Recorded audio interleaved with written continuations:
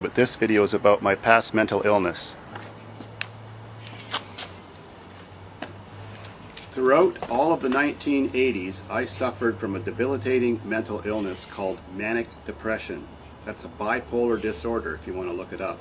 I had no idea that I was suffering from something, but I knew something was different about me, and I used to describe myself as an alien in a human body with a perfect disguise. Throughout the 1980s, I would forcibly not sleep sometimes, not eat sometimes for up to 7 days at a time. I would work way too long of hours very often, even 16, 18 hours a day. I did many crazy and bizarre things that were dangerous to my health and the people around me. Always just thinking, oh, I was just a cool guy and this was fun, and not being able to comprehend the dangers or anything like that was involved in my activities. Well, this kind of mental illness is actually far more common than most people can even comprehend. Everybody knows someone who has this illness. Right, Katie?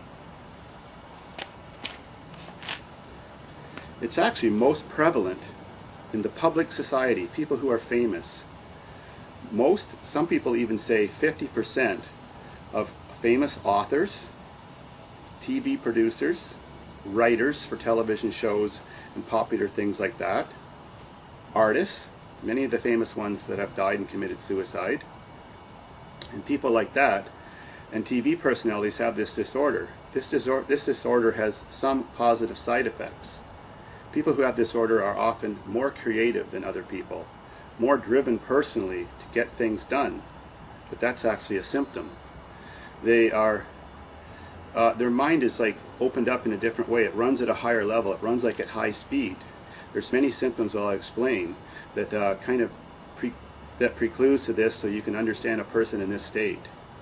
First of all, manic depression means at some points of time during your life, you're very high, you're manic. You're on some sort of drug, like maybe cocaine. Your heart beats a little bit faster, you don't need very much sleep, and you can function well. You think faster, you speak faster, you write faster, you walk faster. You can't sleep at night because your brain won't turn off. It just keeps racing and spinning around, and you can't stop thinking about everything and planning everything so far in the future.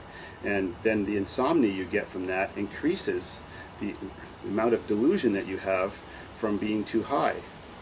Also, it reduces your desire to want to eat, so you eat less. That increases the symptoms too.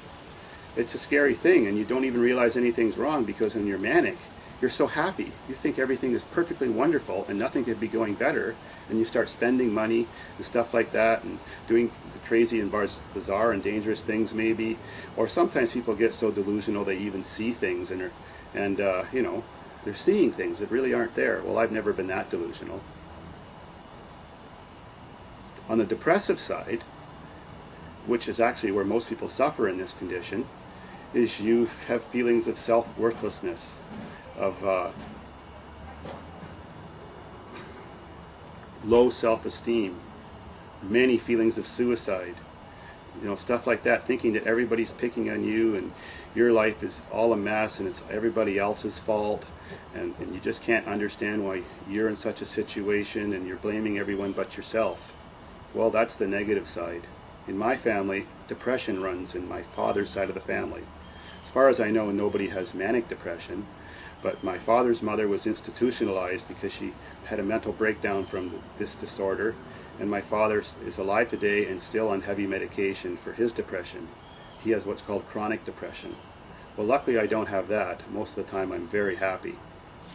So, well, you have this disorder, you just never understand, and people around you don't understand why some weeks or some months you're just so gloomy and sad and you know, maybe even self-abusive or contemplating suicide, and then you're a different person weeks or days later, and you're running around at 100 miles an hour and you think the world is the greatest and you're so happy, and you know, but you could be doing terrible things at the same time and not even understanding what you're doing or comprehending the ramifications, the side effects, or whether you're doing something right or wrong. Well, in my situation, I was mostly manic 90% of the time. So that's why I thought nothing was wrong. I felt very happy. I actually felt too happy.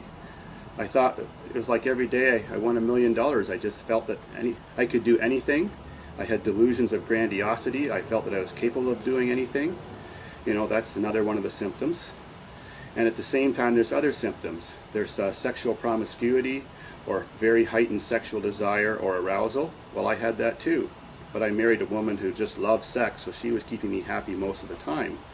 But in the late 1980s, I didn't find out till later, especially 89, my wife was having an affair and I wasn't getting enough sex to keep me satisfied.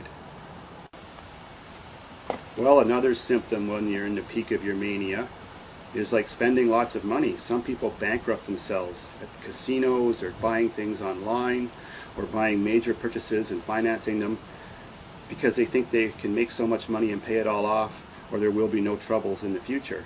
Well, I had that problem a little bit. Of course, I bought the farm in 1989 when my mania was peaking. I didn't need a farm. My dad just happened to show it to me. I liked it, and I just went out and bought it the next day and didn't even tell my wife. A month later, when we were driving by, I pointed over there and said, "Look, that's our farm." And she was shocked, especially that I didn't ask her.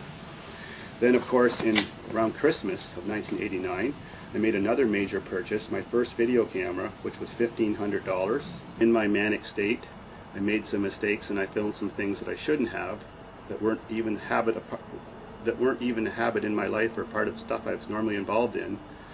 But because of my increased sexual arousal, I made some mistakes and I went to jail. Some of the stuff Evelyn's reporting and on those papers is actually true, but we'll get to that later.